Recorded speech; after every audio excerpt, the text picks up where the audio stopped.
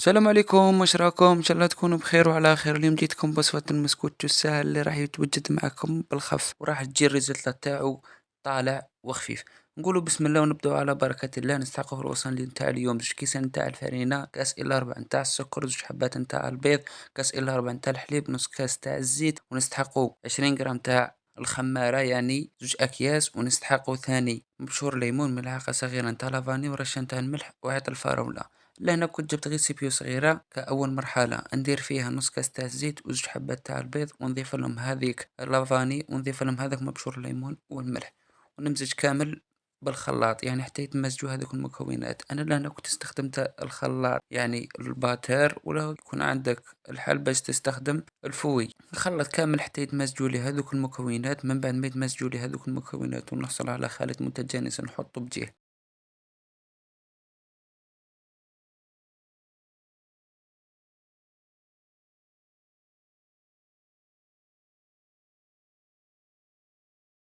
نخلط كامل هذوك المكونات مليح مليح مليح حتى نحس داك البيض يتجانس لي مع هذاك الزيت. من بعد ما يتجانس لي نحطه بجي قلنا.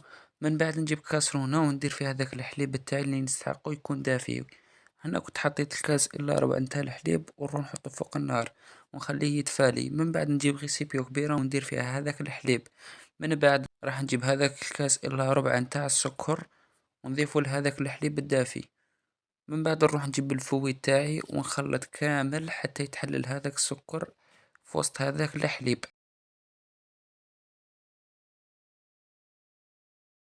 نخلطه مليح حتى يذوب هذاك السكر كامل. من بعد ما يذوب هذاك السكر كامل اللي كان عندي وهذاك الحليب ونحس متمزجو كامل، نروح نجيب هذاك المزيج نتاع البيض والزيت اللي كنت ضفته لهم وخلطتهم مع بعض ولافاني ومبشور الليمون والملح، نضيفهم هذاك الخليط نتاع الحليب والسكر.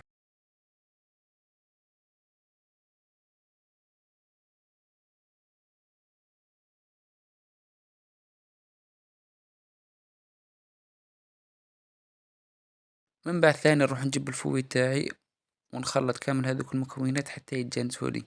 من بعد ما نحسهم متجانسوا لي نزيد عليهم زوج كيسان نتاع الفارينة ونضيف لهم هذيك الخمارة، ولكن الخمارة من الأحسن أنه تصيريها. أنا كنت صيرتها لهنايا.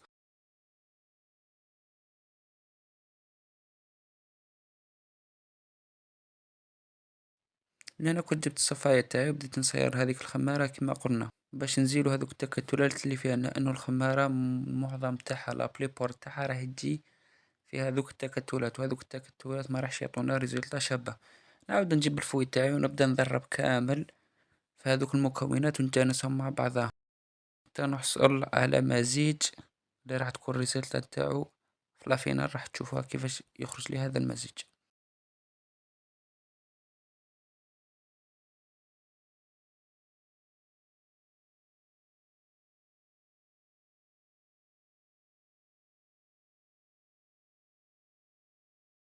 شوفوا لهنا هذيك الريزلت اللي كنت قلت لكم عليها راح تخرج لكم في التالي كيفاش. يعني ما يكون القوام تاعو ثقيل ثقيل بزاف، ما يكون خفيف خفيف بزاف. تابعوا الخطوات هذو خطوة بخطوة، راح تجربوا هذه الوصفة وراح تخرج لكم. ومن بعد راح تكرروها. من بعد نحط هذا المزيج تاعي بجيه ونروح نجيب المول تاعي. انا كنت اخترت هذا المول الدائري. كنت درت له شوية تاع الزبدة مشيتها كامل. من بعد ذريت عليه الفارينة ولا رميته بالفارينة فوق.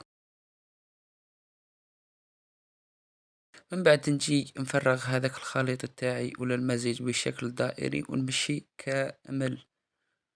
وإذا كان عندك مول مربع ثاني تبدأ تمشي مع الأطراف نفس الشيء. من بعد ما نفرغ هذا الخليط كامل تاعي نجي نسوي له الوجه تاعو، يعني نحركه شوي شوي.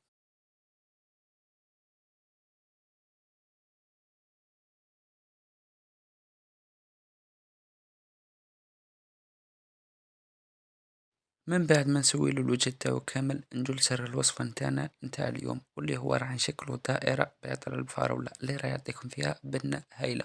من بعد ما نشكلو هذيك الدائرة راح ندخلو على درجة حرارة 180 درجة، نشعلو غير من تحت ونفيريفي بالسكين. من بعد ما نلقاه ينشف راح نشعلو من الفوق ونخرجو. ما راح يدي معكم الوقت بزاف. شوفوا لي لهنايا انا بعد ما خرجتو هذيك الريسلطة لهنا جيت نقلبو قدامكم باش تشوفوا بلي ملصقليش. شوفوا لي لهنايا انا كيفاش طاب لي، أحمر ما لصقش، طاب بالخف. من بعد ما نقلب هذيك المسكوتشو تاعي نحطها بجيه، ونجي لهنايا نجيب الشوكولاتة تاعي اللي كنت ذوبتها فوق حمام مائي، ونضيف لها كاوكاو كنت حمصته وطحنته، ونبدأ نمزج كامل في هذاك المزيج نتاع الشوكولاتة حتى نتحصل على هذا القوام اللي راح تشوفوه في الريزلتا فينال.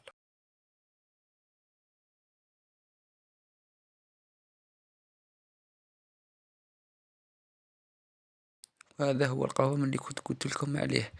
من بعد ما نتحصل على هذاك القوام نجي لهنايا ونبدأ نطلي في المسكوتشو نتاعي من الفوق، نمشي كامل هذيك الشوكولاتة نتاعي.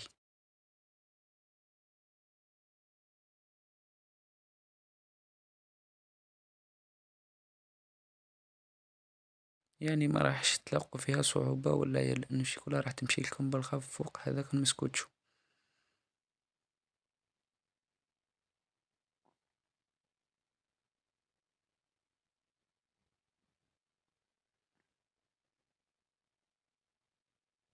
لأن كنت بديت نمشي وندور في هذاك المسكوتشو.